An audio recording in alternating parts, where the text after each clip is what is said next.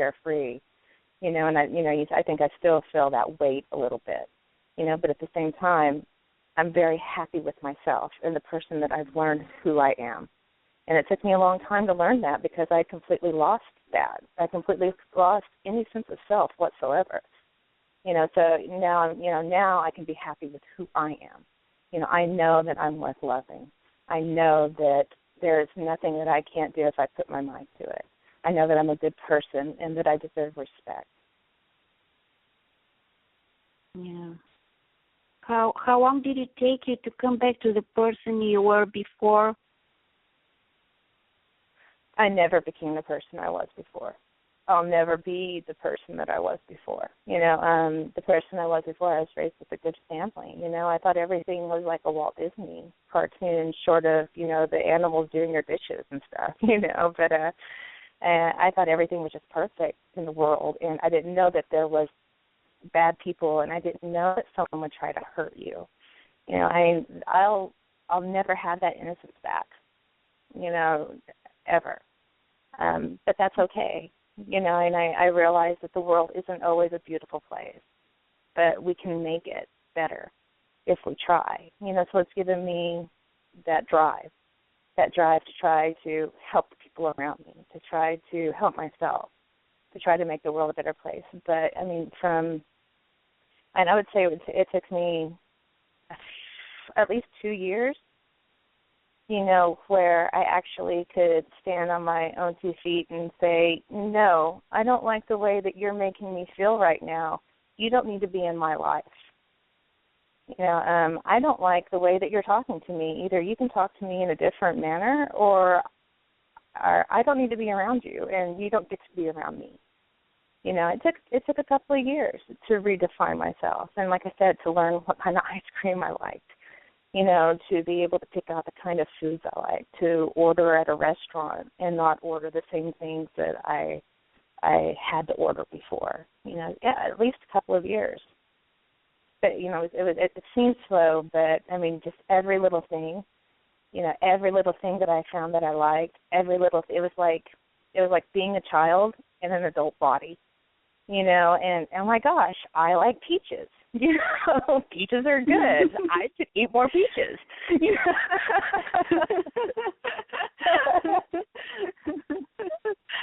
Oh wow! It was just everything was a milestone. Just those simple little things were just these huge milestones. And when I could sit across the table with the date and not have that fear of, oh my God, it's going to hit me. Not be watching every little movement. That was a huge thing. It didn't mean that I was in love with that person.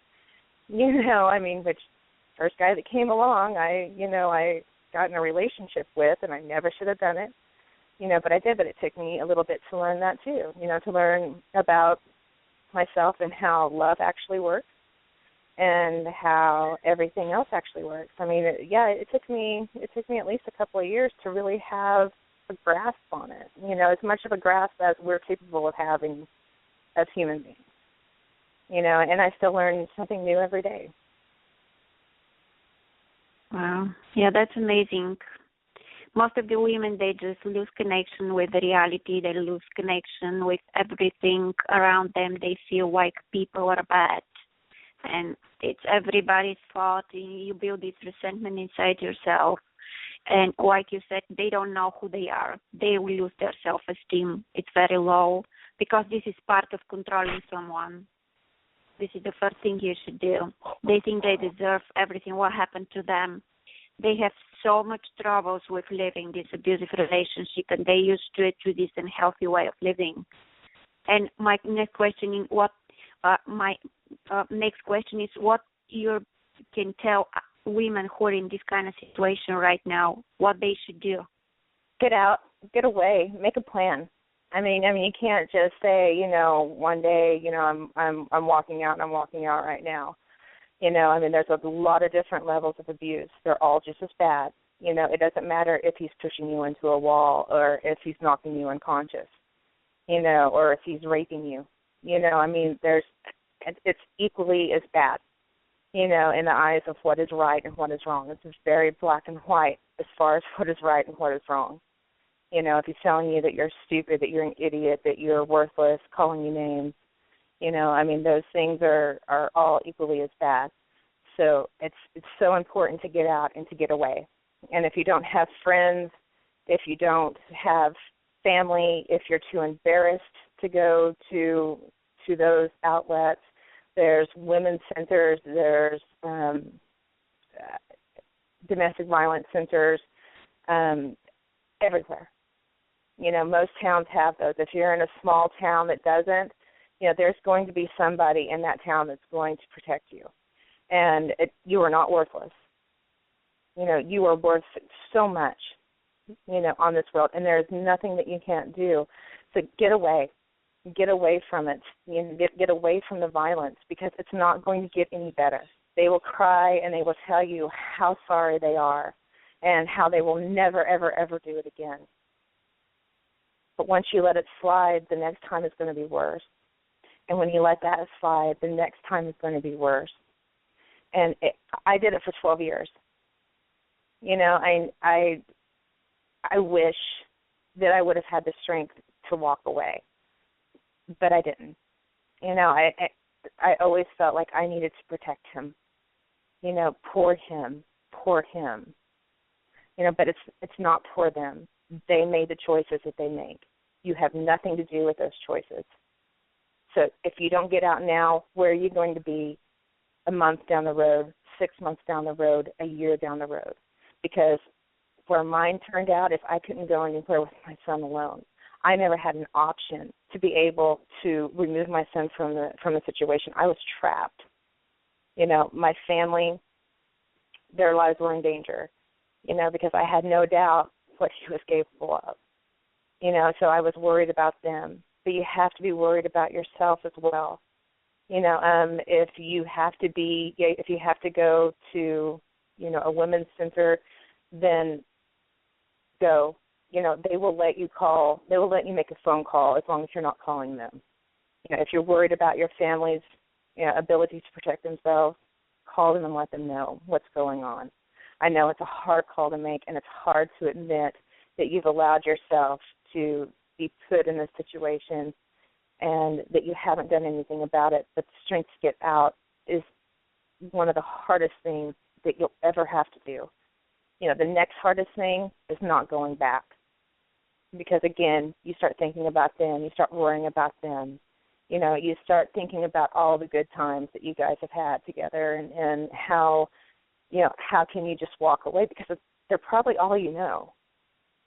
Just you and them against the world. That's the way it's been. But still, it's not you and them against the world. It's you against them. It's them against you. They've set up the lines. They've set up the perimeters. They've made it the way it is. That's not your fault. You're beautiful, you're talented, and you were worth so much before you met them, and you will be worth so much more after you leave. And take what you've learned from the situation and use it in a positive way. Don't be afraid to talk to people about it. It won't come immediately. It took me 5 years before I ever even wanted to share much about it, with anybody. But, there's always somebody out there that can use your help. You'll be walking through, a grocery store, or walking through a store of some kind, and see somebody talking to their girlfriend or their husband, and you'll see them cower, and you'll know. And you'll see the signs of domestic abuse around you. There's just so much that you can do, but the immediate thing is get out, get safe, get in a safe place, start your life over again. Change is scary, and it's really, really, really scary. But it doesn't mean that you can't do it. It doesn't mean that you can't achieve it. A lot of women have, and the women that haven't are the same women that their families are visiting their grave sites. Their children no longer have a parent because it didn't get better, it got worse, and they died. Or they were maimed, and they will never be able to be the same again because of the abuser. once you realize this is not where I'm supposed to be, get out, get free. And it's not easy to start a new life, but it's possible. It is so very, very, very possible, but only if you make the first step. Yeah. It looks so scary for so many women to do that because their self-esteem is robbed. They don't have power inside themselves. They think like they cannot cope with life. And they prefer to die. They prefer to get killed. They prefer to take all this shame and blame. Like you said, people don't know what's going on inside the house, and they just turn a blind eye on everything, and it shouldn't be that way. Women should have to understand that they have the power inside themselves to go back to the person they were, maybe not completely the one they were, but they can always turn to friends, they can turn to shelters, they can turn to their parents if they haven't spoken to them. With most situations, like you said, they separate you from everybody, and you don't talk to anybody, and you're not allowed to go out, you're not allowed to do anything, but this is not the way the life should be, and let's not forget we have one life to live, and that's it. Not to mention how harmful it is for the children. And my next question is, how was your child reacting to the whole situation, seeing his mom being beaten? My son was, as we left in November, he turned 2 that following January. So he was still young, but, he knew there was something wrong. I remember watching him cry as I was being beaten on the floor and looking over at him and smiling at him and, telling him everything was okay, because I just didn't want to see that fear in his face, and then he came over and kicked me too because then he thought it was a game.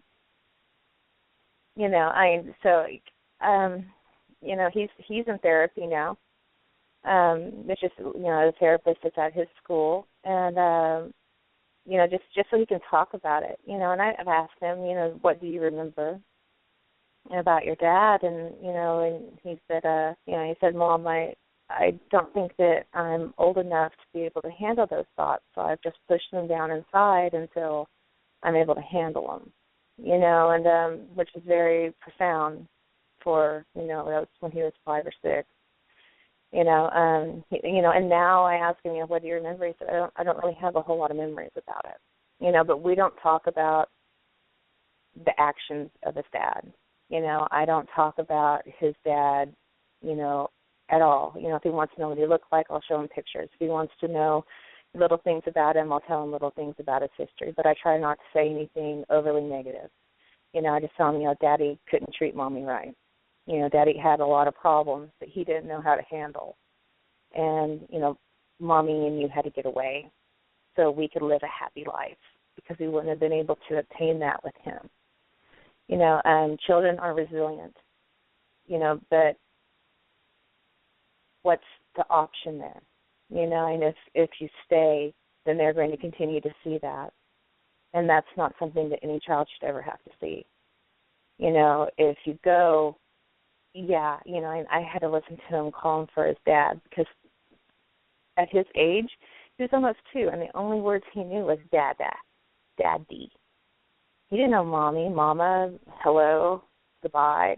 He knew dada, daddy, because those are the only. I worked all the time because I had to provide for the family. So he was always with his dad. And that went on for maybe 2 weeks, and then nothing. I asked my son, does he ever have any want to, do you want to meet your dad someday? He's like, no, I don't think so, Mom. It's like, okay, that's always your choice. No, I'm good. I'm good with not knowing him. And so, they know. They're smart. It doesn't matter how old they are smart. And they know right from wrong.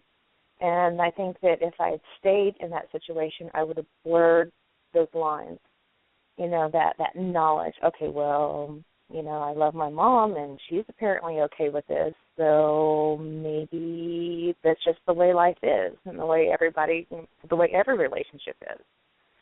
And I think that it would have led to those kind of thoughts. So yeah, I think it affects the children